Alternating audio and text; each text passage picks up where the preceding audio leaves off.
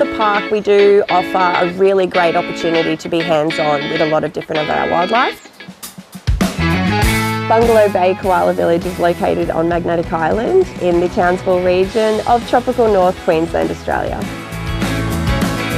There are many different animals that you can interact with. We've got turtles, crocodiles, birds. One of my favourite animals would be Harry, a 13-year-old southern hairy-nosed wombat. He's very cuddly, he's very handsome.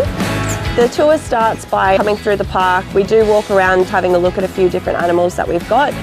Once you're having coffee and enjoying your brekkie, we will actually be bringing a variety of different animals around, and you do get to enjoy, of course, the beautiful koala sharing breakfast with you.